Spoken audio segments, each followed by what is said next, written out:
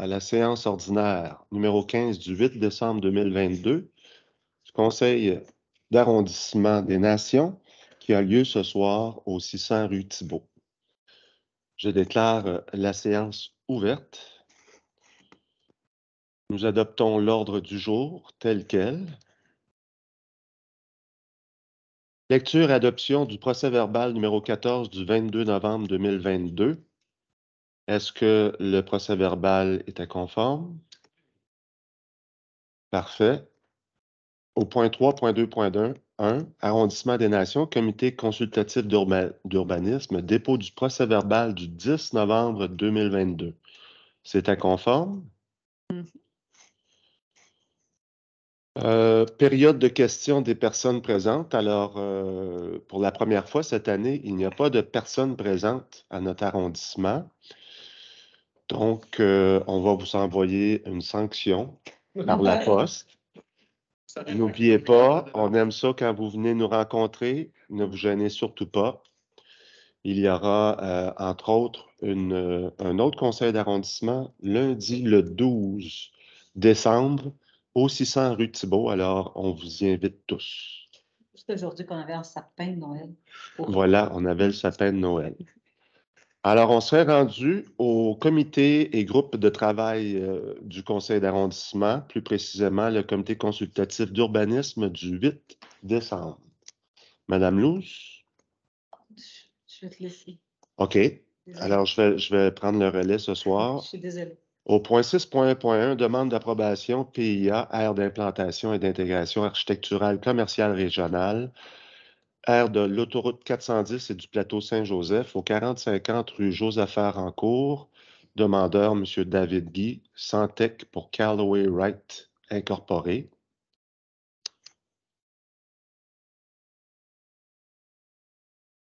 Alors, la recommandation du CCU, il s'agit du bâtiment du Walmart.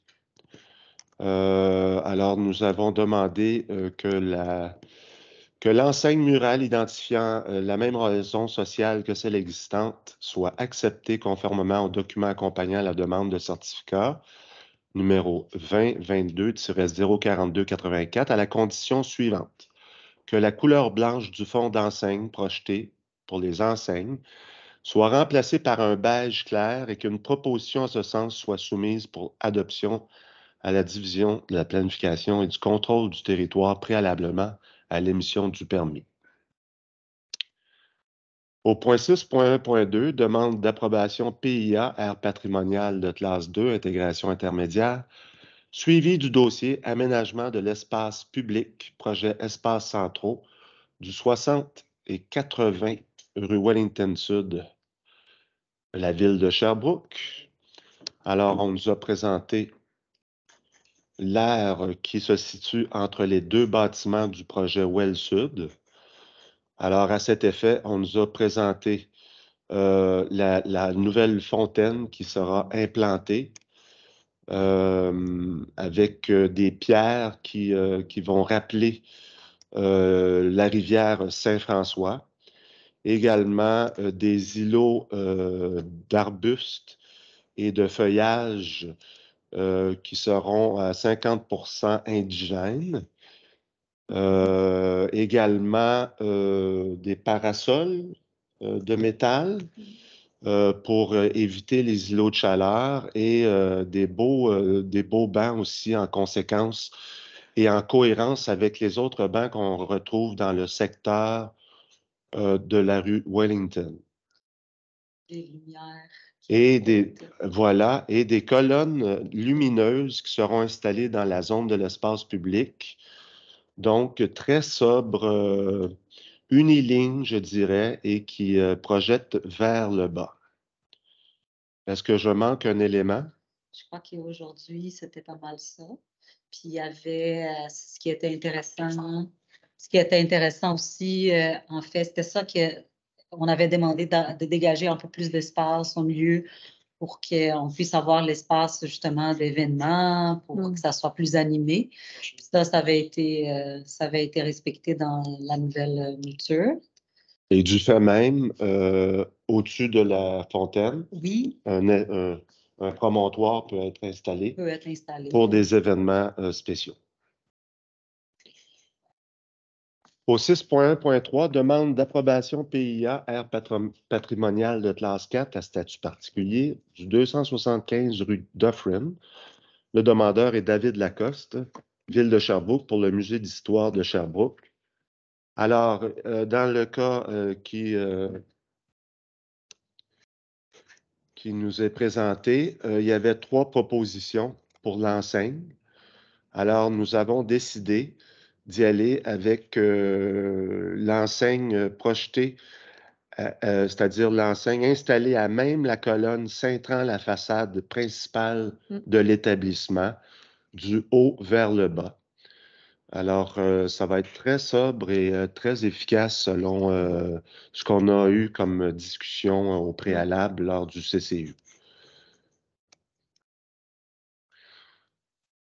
On en serait rendu aux assistances financières. Pardon. Concernant notre fonds dédié. Alors, au point 8.1.1, assistance financière, l'École Notre-Dame du Rosaire pour l'aménagement de la cour d'école en parc-école. Alors, on sait que cette cour d'école est un bassin d'îlots de chaleur.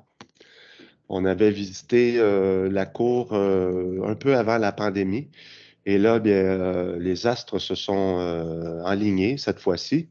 Alors, nous allons donner un coup de main au projet d'aménagement de la cour d'école à raison de 4 200 $ à même notre fonds dédié. Projet qui devrait commencer à voir le jour à la fin des classes en 2023. Assistance financière, projet de clôturer l'espace de compost au jardin Caroline Band, dans le district du Golfe. Est-ce que M. Donneau, vous voulez donner des spécifications?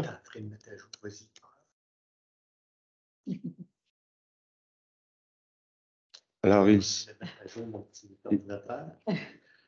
en réalité, le projet, c'est de... Vous savez, c'est un des premiers jardins communautaires dans l'arrondissement, dans le district du Golfe, et qui est mieux structuré au point de vue organisation, et même qui chapeaute le jardin communautaire du secteur de Richard. Et on a eu une demande du président du conseil d'administration, M.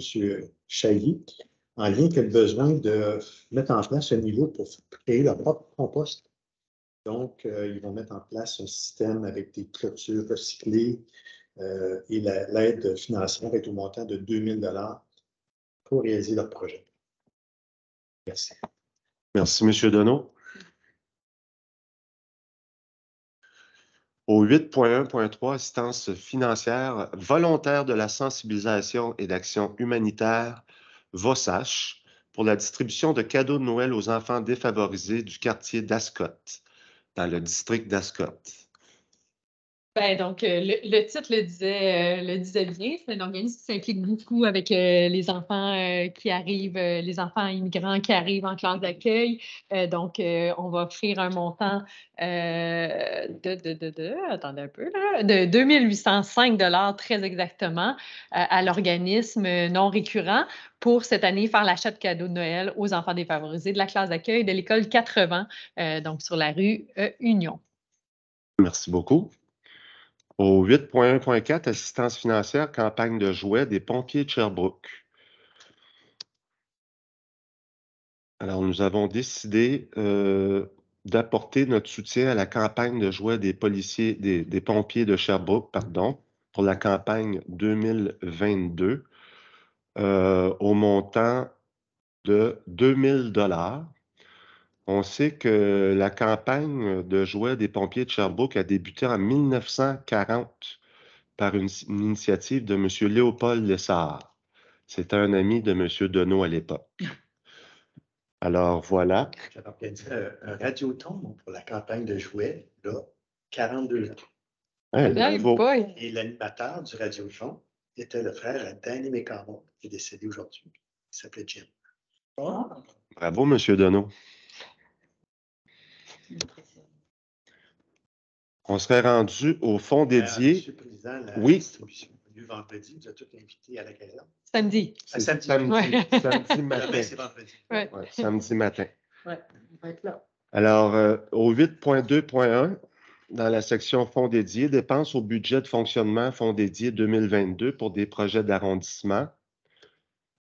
Alors ici, il s'agit de petites dépenses additionnelles qui ont eu lieu, des frais totalisant 1 384,30 pour la direction d'arrondissement, pour la réservation de salles, entre autres, et pour achat d'un goûter, lors de l'activité du 12 novembre qui s'est tenue au club de golf, notamment pour nous aider à tous configurer le prochain plan d'action de l'arrondissement des Nations.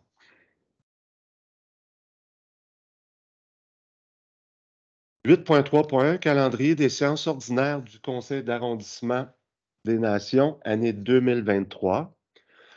Alors, pour l'entériner, il y a une date à changer. Donc, il s'agit du 23 mai, alors qui se tiendra plutôt le 30 mai. Alors, toutes les autres dates qui figurent sont adéquates.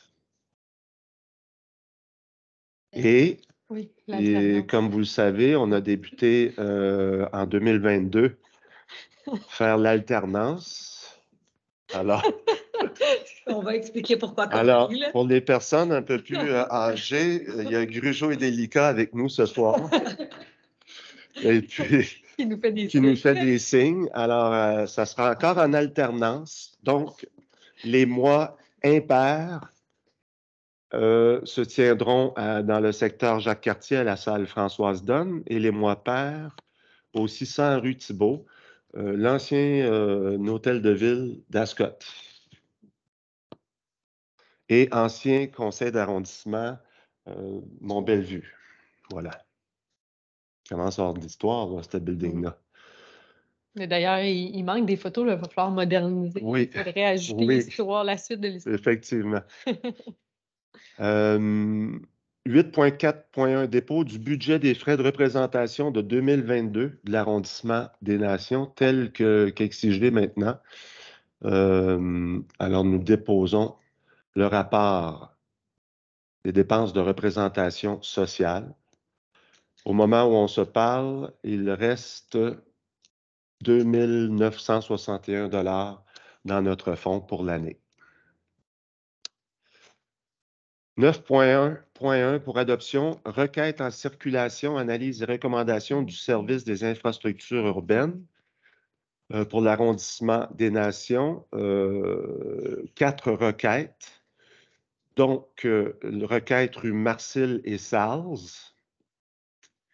requête rue Lauzon et Mézy, requête rue Rioux et requête rue Chauveau et Martin. Est-ce qu'il y a des élus qui voudraient commenter sur ces requêtes-là? Il y en a 2 dans mon district et c'est bien correct, M. le Président. Oui. Pour les 2 qui sont dans la mienne aussi. C'était pas la réponse qu'on voulait avoir, mais on va vivre avec. C'est bien. 9.1.2 pour adoption, requête en circulation, analyse et recommandation du service des infrastructures urbaines, arrondissement des Nations. Alors, 7 requêtes maintenant qui sont déposées. Sur la rue Lisieux, sur la rue Lescarpe et d'Arche, Loma, chemin North Atlee, André et Beaupré, Nina Owens et Barbeau, et Deneau, Saint-Esprit. Alors, je peux peut-être commenter. Madame Louze, je vous cède la parole immédiatement. OK. En fait, on va retirer ce dossier-là parce que, en effet, la recommandation, c'est de ne pas rien aménager pour ces rues-là, alors qu'il semble encore avoir beaucoup de problématiques concernant la vitesse dans laquelle les voitures roulent sur ces rues-là. Là. Je reçois encore constamment des appels par rapport à ça. Fait que c'est en développement. Puis, on va... Beaucoup de nouvelles maisons. c'est un secteur qui est en développement. Il y a comme un quartier qui a été développé derrière la rue Barbeau, ce qui fait en sorte que le volume de circulation a augmenté aussi en plus de la vitesse. Fait que c'est vraiment quelque chose à réévaluer qu'on va demander une nouvelle analyse. Parfait. Madame Laroche, vous vouliez y Oui. aller? Moi, j'ai deux requêtes que je voudrais commenter. Il y a la première requête qui est rue de l'Escarpe et d'Arche. En fait, la requête, là, c'est une requête qui date quand même de longtemps. L'analyse a été faite le 20 octobre 2020.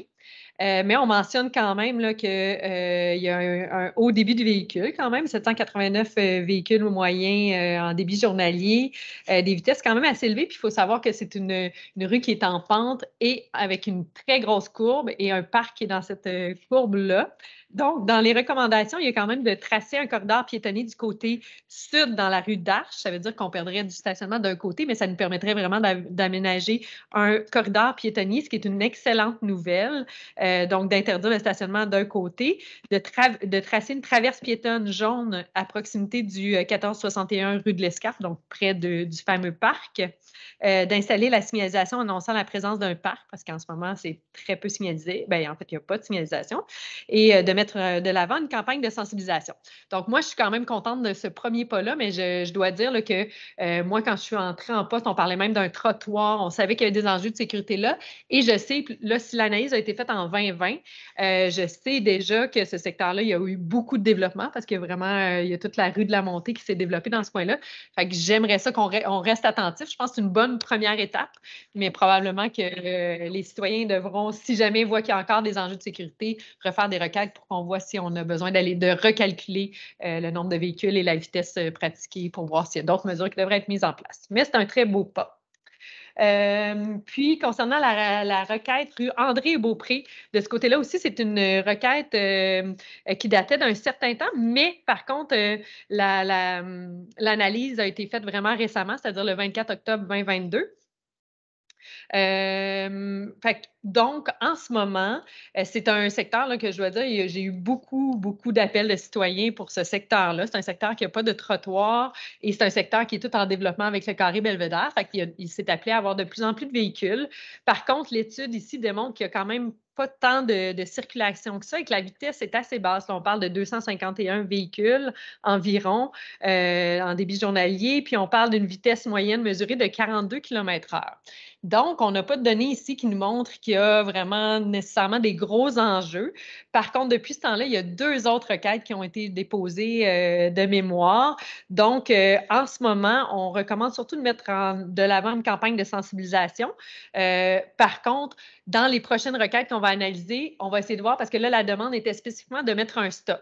Le stop avec ces données-là ne semblait pas nécessaire, mais on va essayer de regarder les prochaines requêtes en voyant s'il y aurait moyen d'avoir une traverse piétonne, parce que c'est ça l'enjeu principal, c'est que les gens ont de la difficulté à traverser à partir du quartier résidentiel, la rue André, et voir s'il y aurait d'autres choses, notamment un trottoir entre la rue André et la rue Thibault qui pourrait être installé, parce que c'est quand même un endroit très fréquenté, une rue pas large et beaucoup d'enfants qui circulent à cet endroit. Merci. Pour ma part, il y avait une requête sur la rue Lisieux, la partie nord de la rue Lisieux, donc la côte descendante entre Galt et Delorme. Considérant que la rue a été rétrécie aussi dernièrement, il est proposé d'y aller avec une campagne de sensibilisation pour 2023. Même décision pour le chemin North Atlee. Donc, une campagne de sensibilisation sera mise de l'avant. Vous savez, les campagnes qu'on a eues en 2022 et qui ont quand même apporté des effets positifs de ce qu'on en sait au moment où on se parle. Et la dernière requête, c'était une demande d'arrêt-stop sur le coin des rues Deneau et Saint-Esprit, tout près de l'école Saint-Esprit et du parc Paul-Marin. Alors, l'étude a été faite le 13 juillet 2022. Et à ce moment-là, 632 véhicules ont circulé. On n'est pas en période scolaire, là, en plus. Et la vitesse affichée est de 50 km/h. Alors, les services ont été de l'avant avec la suggestion des citoyens c'est-à-dire d'implanter des arrêts sur toutes les approches à l'intersection des rues Saint-Esprit et Deneau à partir du mois de décembre 2022. Et je salue cette décision. Alors, merci beaucoup. Au point 9.2.1, aide financière 2023 aux organismes communautaires admis au programme de soutien, l'arrondissement des Nations. Alors, nous allons octroyer pour 2023, c'est bien ça, pour un montant total de 207 396,20 $ et un soutien technique de 24 750 $. La valeur des locaux dédiés pour les soutiens aussi est de 3 612 $. Et donc, ce sont tous des organismes admis par la ville de Sherbrooke. Alors, on est très heureux d'être capable d'octroyer ce montant-là. Ça vous va, tout le monde? Mhm. On s'est rendu au message des membres du conseil d'arrondissement.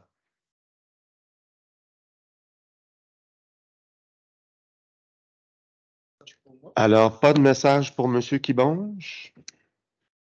Madame Laroche?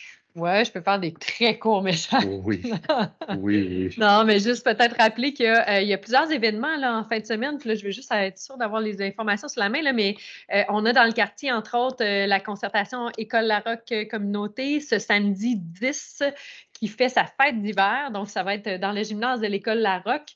Et là, je cherche les heures. Attendez un peu. Je ne l'ai pas mis dans mon calendrier.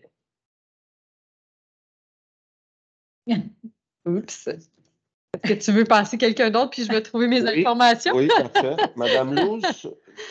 En fait, c'est ça, je vais dire aux gens, je suis particulièrement fatiguée aujourd'hui, fait que je vais juste vous souhaiter, parce que c'est comme notre l'avant-dernier conseil d'arrondissement avant Noël, fait que je vais pouvoir souhaiter joyeuse fête la prochaine fois. Alors, je vous souhaite une bonne fin de semaine. Reposez-vous. En effet, ah oui, samedi matin, on va être à la caserne pour la campagne, pour distribuer des jouets aux enfants là, avec les pompiers. Puis, c'est ça. Je vous souhaite une bonne fin de semaine. Puis bientôt, je vais avoir l'occasion de vous parler de Noël, de temps de Noël. Merci. Je pensais léguer mon 3 minutes à Mme Luce, puis qu'elle nous chante une chanson. Ah, Pas de message. Pas de message, M. Deneau? Présent. OK. Est-ce que Mme Laroche, vous seriez... Oui. Oui. Bon, donc la fête d'hiver dont je parlais tantôt, gymnase de l'École Larocque. Ça va être samedi le 10, je l'ai dit, mais de 11h à 14h. Puis il va y avoir plein d'activités, jeux d'antan, contes, échanges interculturels, bricolage, chocolat chaud et autres surprises. Donc, vous êtes les bienvenus à vous joindre à nous. Je vais essayer d'aller faire un petit tour, mais il y a beaucoup d'événements là, ce samedi. Là. Il y a la campagne de pompiers et il y a aussi en après-midi à l'École du Fort le SANC, donc le service d'aide aux Néo-Canadiens, qui organise aussi sa fête de Noël traditionnelle. Donc, entre 13h et 17h, ici à l'École du Fort, aussi aura lieu cette fête. Alors, je vous souhaite un beau week-end. Il y a de quoi en profiter. Merci beaucoup. Pour ma part, j'aimerais vous rappeler que lundi prochain, au conseil d'arrondissement, c'est un plénier public à partir de 16h où nous serons présentés divers points, dont bilan de la brise culturelle, le bilan de la brise culturelle, bilan des patinoires extérieures de la dernière saison, les projets de parc 2023 que vous, les conseillers, conseillères de l'arrondissement, souhaitez mettre de l'avant pour la prochaine année, le bilan des projets parc de l'année dernière.